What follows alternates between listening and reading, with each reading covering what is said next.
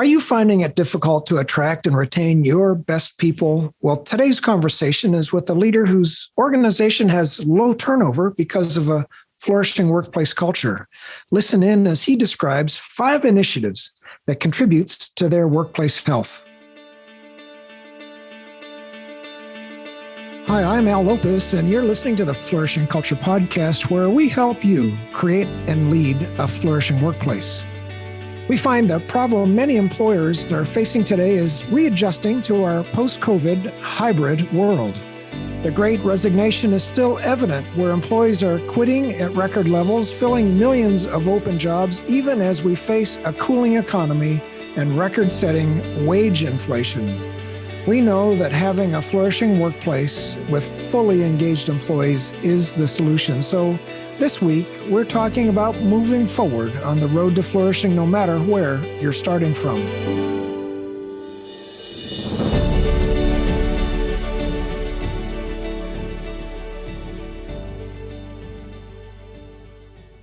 How do you, as a leader, foster an environment of innovation in your organization?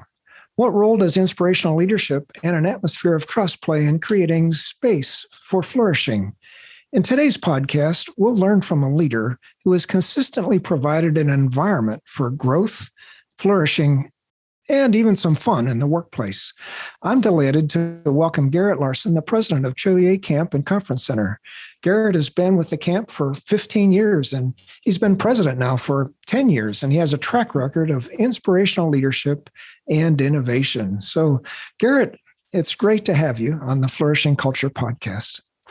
Thanks, Al. Just grateful for the opportunity to chat and share, and grateful for the work that you guys do at Best Christian Workplace. It's been a real great tool for us for sure. Great, Garret. Well, before we dive in and we talk about what you do, let's talk about the camp, Cho-Yeh Camp and Conference Center. First of all, what does the name mean? It's very unique. And tell us a little bit about the mission of the camp. Yeah, Camp Cho-Yeh, we're at Cho-Yeh Christian Summer Camp Retreat Center just north of Houston. And the word Cho-Yeh actually means tall pine. It's an Alabama Coushatta word for pine tree or tall pine here that we have in the piney woods of East Texas. And our bread and butter of ministry is to be a summer camp for kids 6 to 16 and a great retreat ministry for churches and schools and other organizations. And our mission is to be a place where Jesus Christ transforms lives through meaningful relationships and outdoor adventures. Well, Garret, it's fall now as we're doing this podcast, and I'm guessing that you just had a great summer considering COVID's over, people are coming back. So tell us about the help you and your team were able to provide for others in this busy season, especially how did you help them refresh and move to the next season?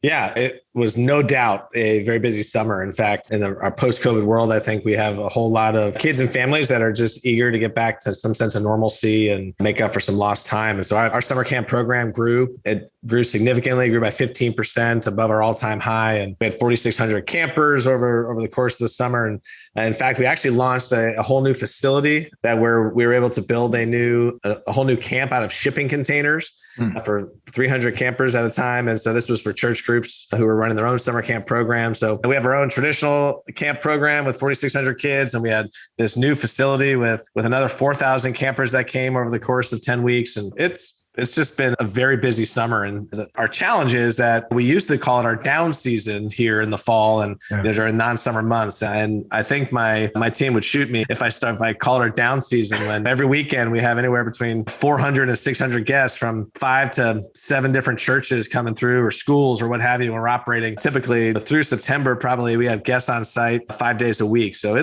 we're running hard. And one of the real challenges that we have is how do we maintain a sustainable pace for our people in an environment where, as a not-for-profit, we don't have a tremendous workforce, right? We have to keep our overhead low, and yet we are continuing to grow and serve more people. And we want to serve with the hospitality of Jesus Christ. So how do we do that well without creating burnout and wounding our people as they are trying to be the hands and feet of Jesus? And so we found ways to do that in our slower season, typically with our 2 arms of ministry, summer camp, which is pretty defined and clear, and it's kind of rhythms that we have. But retreat ministry is running year round, and so we have to be very intentional about making sure we have enough resources and people to maintain a sustainable pace and not overwork our team. It's really interesting. Just this conversation causes me to think about some podcasts I did with camp leaders in April, May of 2020, just as COVID was causing them to think what was going to happen over the next summer. Right. And then it ended up being 2 summers of slowing down. But I'm so thrilled to hear that this last summer was a record-setting summer. That's fantastic. And, you talk about having enough players on the team to keep a sustainable space. How does having a flourishing culture like you do attract and even retain outstanding talent? Yeah, I think what's become clear for us as we work with a pretty large span of generations, from a lot of employees still in college, particularly in the summer, to our full-time staff that run the gamut from fresh graduates to folks in their 50s and 60s and even 70s. And so for us to recognize that in order to retain this talent, we got to make sure that we're a great place to work. And so we've seen that over the years that we have very little turnover. We have a great retention rate among our full-time staff. With most of our leadership team have been here for years and years. But yet there's always new challenges. And I think part of it is that they're in a place, most of our team who have come from other organizations love working here right off the bat because they realize just how much healthier it is compared to where they've come from. Some of our newer folks don't always realize that, particularly if we've had interns that come through and then they leave. And almost without fail, when we had somebody who leaves and after a year or two, and within 12 months, I'm getting a phone call or an email or a note from them, or I bump into them and they remember with great fondness what it was like to work at Camp Cho-Yeh and what a difference it is. And the grass was not always greener on the other side. And so for us, being able to have a culture where people want to work, to stay engaged and feel like they're being used with all their God-given strengths, that's fun. And people really enjoy it. So it's been really helpful for the ministry, maintaining both our ministry and financial bottom lines of how do we do ministry really well and how do we run a really efficient business model to do it. Because for us, one of our mantras is no margin, no mission. And right. So we have to make sure that we're running a really great not-for-profit business as well as a ministry. Yeah. Well, you've participated in the Best Christian Workplace survey for 4 years in a row. And first of all, let me say congratulations. You've got 83% of your employees are saying they're in the engaged category, or the results say they're in the engaged category. So first of all, that's fantastic. So when you think about year after year after year, continuing to discover the health of your organization, so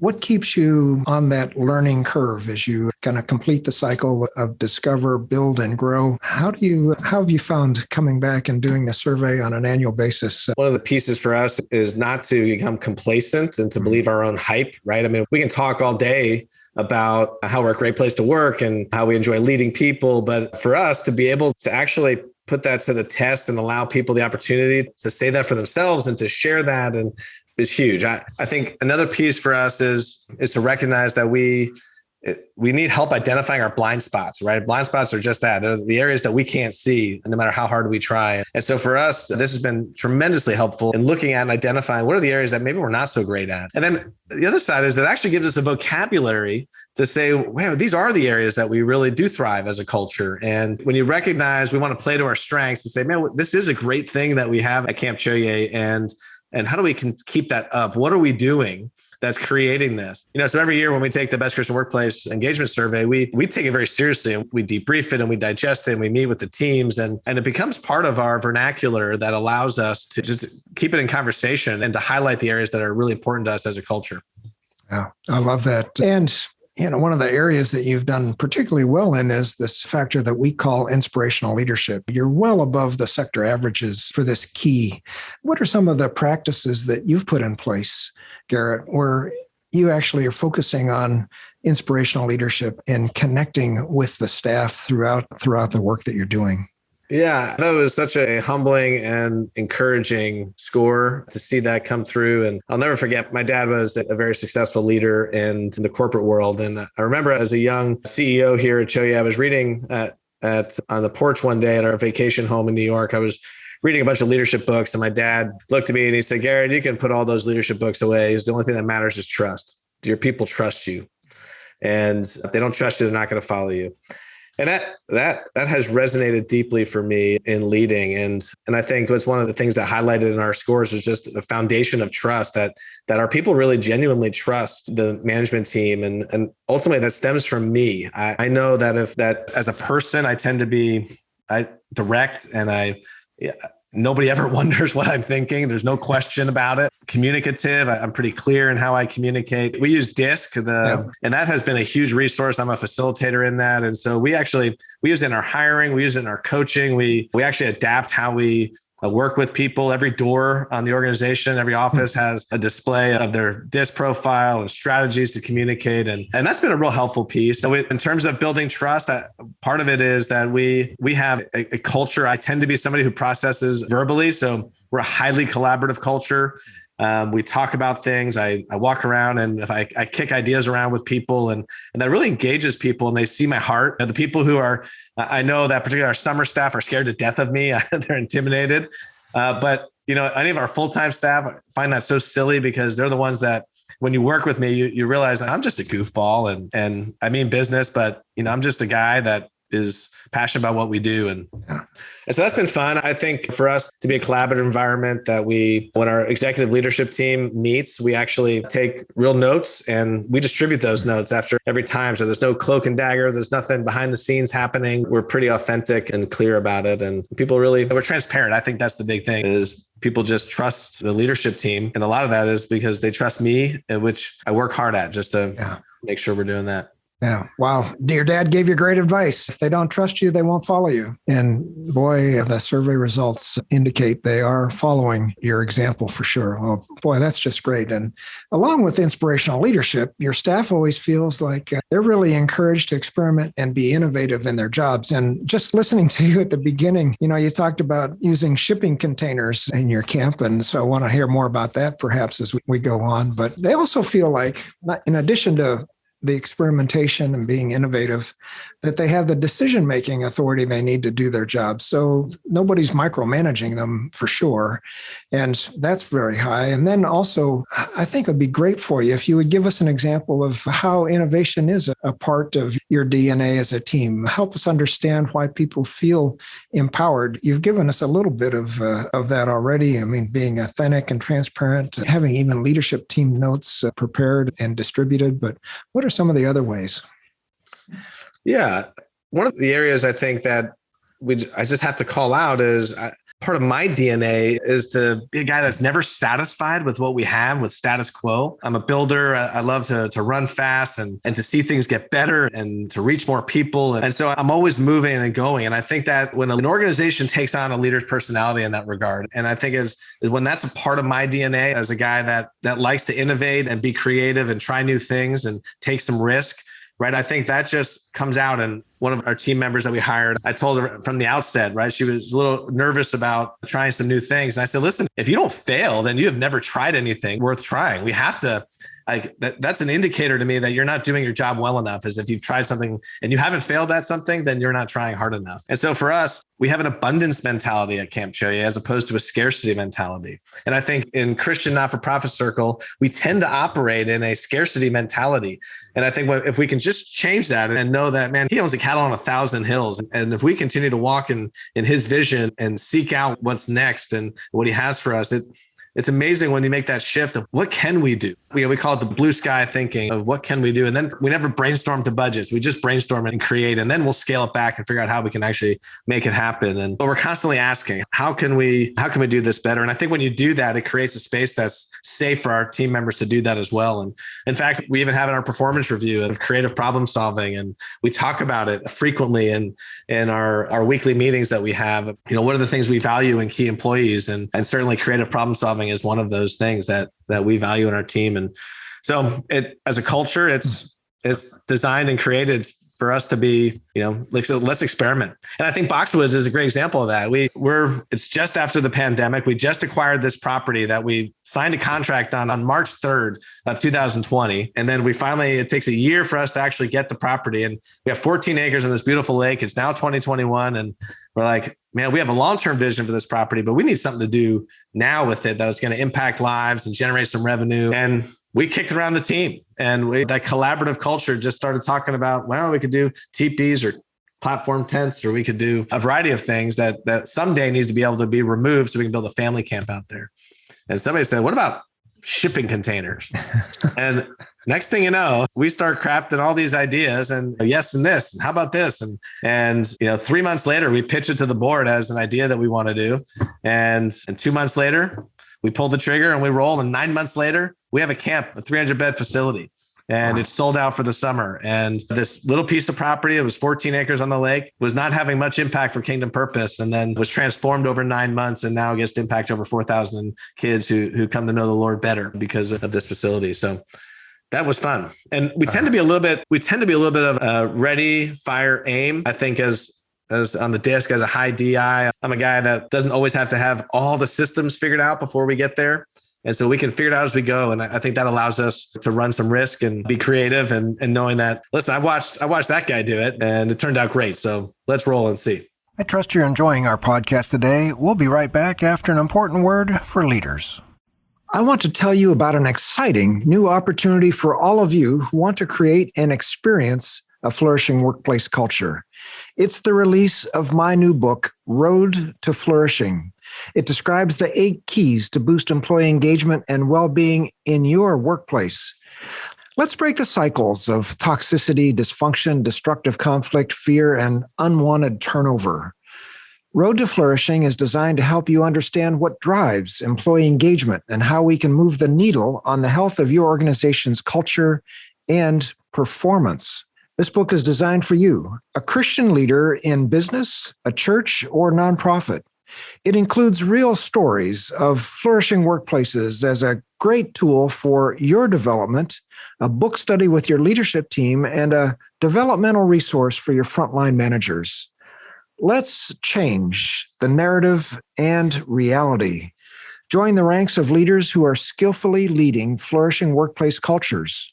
Buy Road to Flourishing today, wherever books are sold. And now, back to today's special guest. I really like what you say, Garret, about the fail at something. You're encouraging people to fail at something. I've used the analogy over time. If you ski and you don't have any snow in your pants at the end of the day and you haven't fallen, that right. You really haven't learned how to ski any better than when you started the day. And, yeah, that's right. Yeah. And so fail at something because that's a way of growing. I've got another in my recent book, Road to Flourishing, another story of when I was working with innovative internet companies in the late 90s here in the Seattle area. There was one organization that just was doing a great job, and they would have their employees actually put yellow stickies at the doors of their cubicles with all the stories of how they had failed on the yellow stickies. And supervisors were taught to go around and say, if nobody had yellow stickies of any failures on their cubicle doors, that they weren't trying hard enough, they weren't experimenting enough. And that's great. And yeah, so I'm loving what you're saying about the blue sky thinking, creative problem solving, getting things done, making sure that things are better. Those are all great parts of an innovative culture. And it does seem like innovation is easier when people are clear on the mission, vision, and goals of the organization. Tell us a little bit about that. How do you rally your staff around the mission and vision of Cho-Yeh Camp? That is a big passion of mine, is providing clarity for people. I think when I'm meeting with other folks, others in the camping industry or in church ministry, I'm always, one of the biggest challenges I think people have is a lack of clarity on what are my expectations? Where are we going? What are we doing? What's the preferred future that we're headed towards? And I had an executive coach for several years who was such a gift, and she framed it for me in VIMVA 3. So VIMVA 3, right? Vision, mission, values, and the top 3 priorities. And as a leader, my job is to provide that constant bearing, that the true north bearing of, okay, here's where we're headed. This is what we're doing. This is where we're going. And so I can guarantee that everyone in this organization knows our vision, they know our mission, and they know our values. And the top 3 priorities, we change every 6 months. Every 6 months, we're constantly revisiting what are these top 3 priorities that we have. And this is just constantly in conversation. We have a weekly meeting that we do every Wednesday. It's 45 minutes called Roundup. And that's been really a helpful part of our culture, is having some clear communication and hearing from me and hearing from various parts. But at the end of the day, it all points to, okay, how is this aligning with our mission, our vision, and our values? And what progress are we making on our top 3 priorities? And so we have an infographic that displays this, and it's not just something plastered on a wall or sitting on a shelf or engraved in metal on a nice plaque, but it's something we live. We review it every few months with our team. Every time I have a board meeting, it's the second page of it's the agenda, and then this infographic with our mission, vision, and values. And that's helpful for us. It's the lens through which we make all of our decisions. We scrutinize what it is that when we're coming up with strategic plans or thoughts on new programs or initiatives, how does this align with our values? Where does it fit the mission? Is it furthering the vision that we have? So that's been tremendously important. And I think it's one of the key things of leadership is providing clarity on the direction that we're headed. Well, I love the idea of clarity. And that's the first time I've heard of VIMVA 3. So that's VI for vision, M for mission, VA for values, and then number 3 afterward, right. VIMVA 3. So vision, mission, values, and 3 top priorities. And you communicate that regularly. Wow. Yeah, that was from my executive coach, Birgit Kamps, and she was fabulous at this. And that was just a helpful tool because it's just a nice tool to remember and to be able to repeat. That's great. Fantastic. Well, another strength, and I've got to call this out, another strength is having fun at work. And of course, you're in a camp environment, and, of course, camping always just does sound like fun. And so what are some of the regular practices that bring a sense of fun into the workplace? Give those of us that don't have that gift of fun, that are so serious, we don't have that much fun. Give us some hints on how we can have some fun in the workplace. No, that's great. Well, I have to say it is easy here because fun is literally built into the facility. It's one of our key strategies about why we exist is that if we can get kids here and have fun with them, then we have the opportunity to put them in mentoring and discipleship relationships with our counselors. And so it's a part of our culture. It has to be. So that's helpful in that.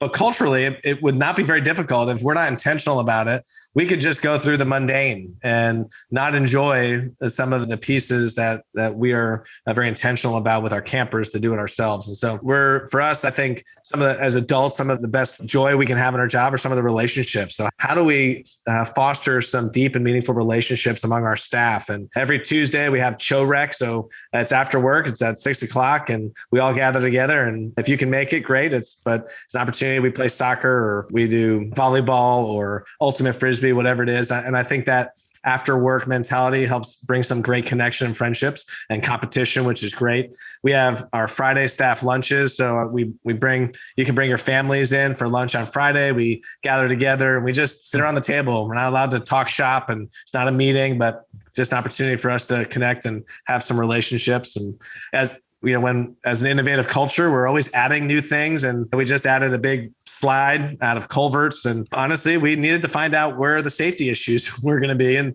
so we had a staff day down there and we didn't give them any rules. We just let them do it to see what do young people do when you give them a new toy to try out. And we did learn some rules that we needed to add. Humor is a big part of what we do. I think we're a culture that likes to laugh and connect. And then we go out of our way to add a couple retreats a year where on a staff retreat, we have some significant conversations and strategy planning, but we also just go have fun and we go to the beach and we go miniature golfing and we do some things that are just a time for us to be able to kick back, relax, and have some fun together. So it's fairly easy at camp, but honestly, the things that we do, you can do any place. And so to really just enjoy each other's company, enjoy each other's time and laugh and have a good connection.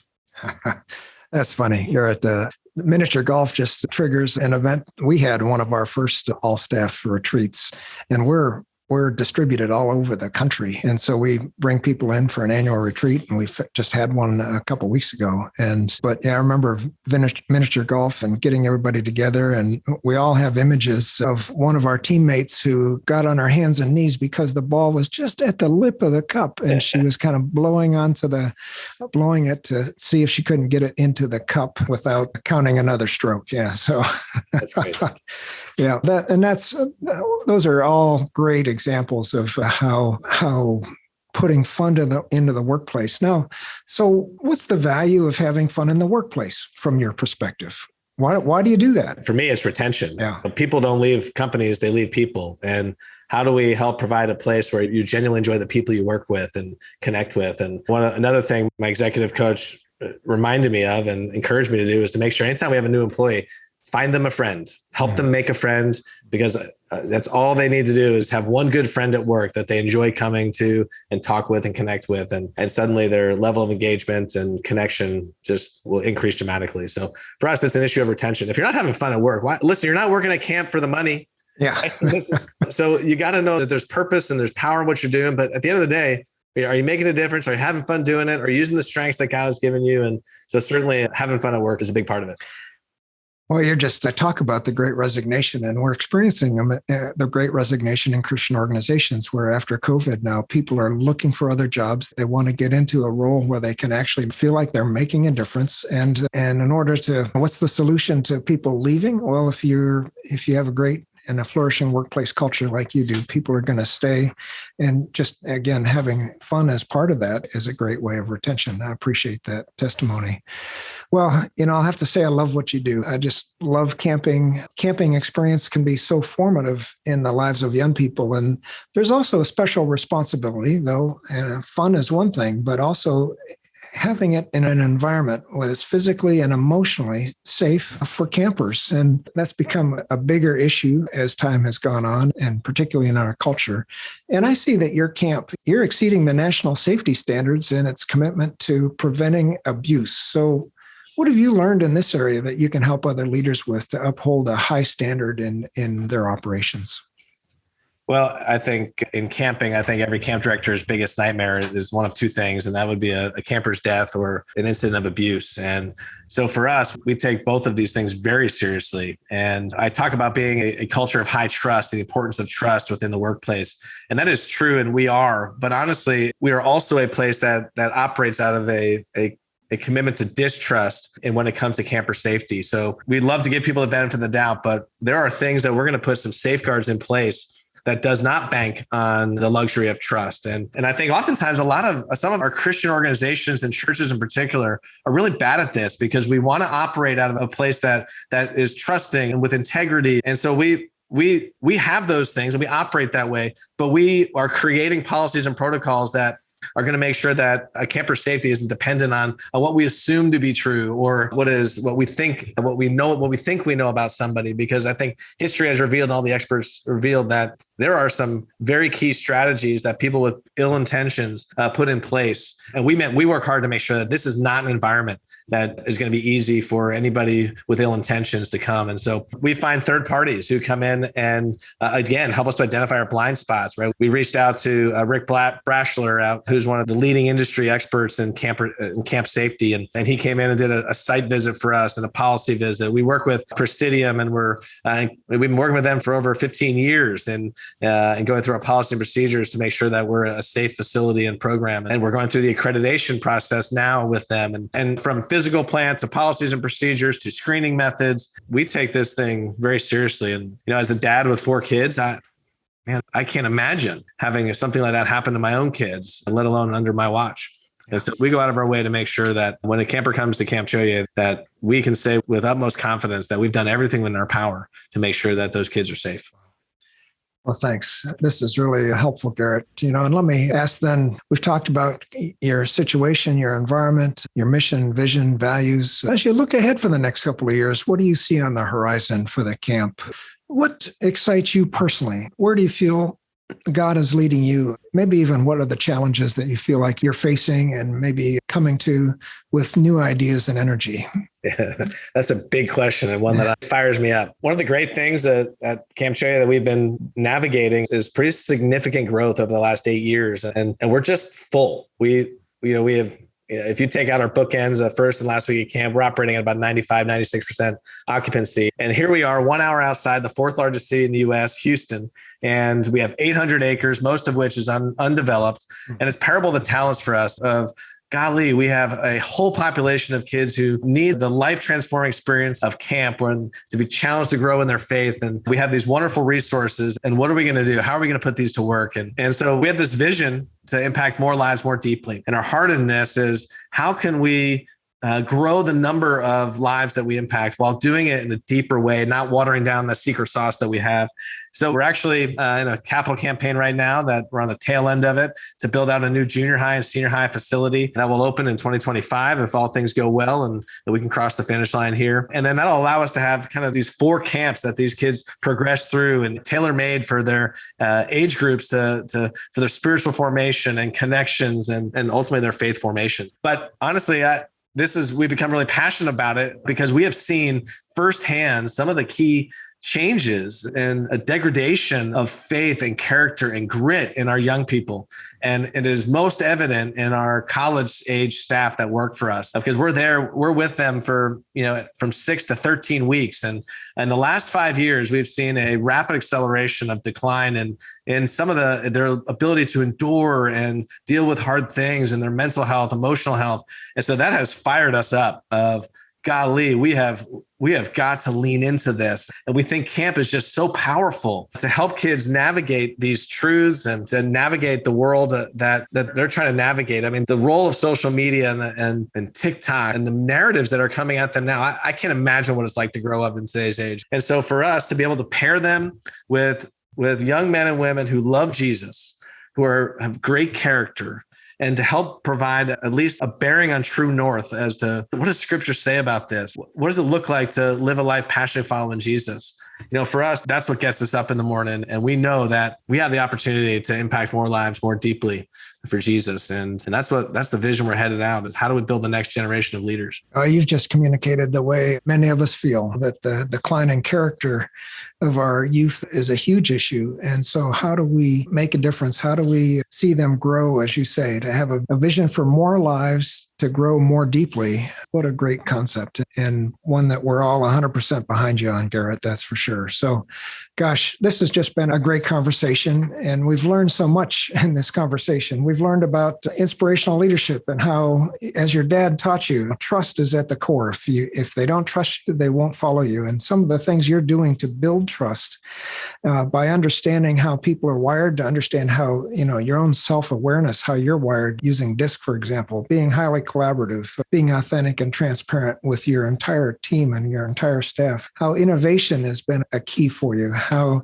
you're asking and encouraging your staff to take some risks, to fail at something, to actually fail at something, and that they won't be punished for it, to do the blue sky thinking that you've talked about, and to rally around the vision, mission, and values in your 3 priorities, but also to have some fun at work. And I love the ways you describe it, and you're very intentional about it with your Friday staff lunches, your Tuesday sports events.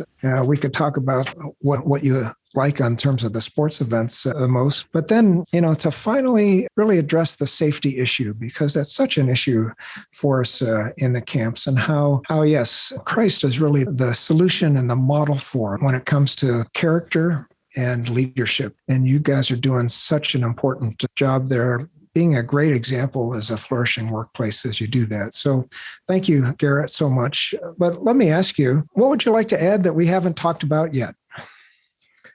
Yeah, thanks, Al. It's probably the thing that resonates for me in thinking about leadership that I would just add is I had a mentor tell me that if I am not emotionally healthy, spiritually healthy, that it's going to have a dramatic impact on my capacity to lead. And I have seen that play out in my life. And when I'm pursuing the Lord and I'm engaged with Jesus in a meaningful way, and my spiritual disciplines are in line, it's amazing to me the difference in how effective I am in leading others and how that permeates through and trickles down. But when I'm off kilter, if I'm not pursuing him seriously or authentically, that too trickles down and it has an impact. So I'm very mindful of just maintaining my own health in it. And that's one encouragement I would have is, man, if we're gonna be in charge of leading people in a Christian environment where it's healthy and flourishing and encouraging, then we have just got to be serious about our walk with Christ and just pursuing him and staying rooted in his word and in community. Yeah, I've heard people say over and over again on this podcast that we can only bring to leadership who we are. And if we're just encouraged and our relationship with Christ is strong, then we're bringing a whole lot more than if we're not in that position. So, Garret, I want to thank you for your contributions today. And most of all, I appreciate your commitment to leading your organization in the mission of sharing Jesus and transforming lives through relationships, through outdoor activities, and through your camping programs. So thank you for taking time out for your day and speaking into the lives of so many listeners who are listening to this podcast. Thank you so much, Garret. Yeah, my pleasure. Thanks for having me today. Thank you for joining us on the Flourishing Culture podcast and for investing this time in your workplace culture. If there's a specific insight, story, or action step you've enjoyed, please share it with others so they can benefit too. Please share this podcast with friends on social media and show your support by rating, reviewing, and subscribing wherever you listen. This program is copyrighted by the Best Christian Workplaces Institute. All rights reserved. Our social media and marketing manager is Shalapi Osoba. Remember, a healthy workplace culture drives greater impact and growth for your organization. We'll see you again soon on the Flourishing Culture podcast.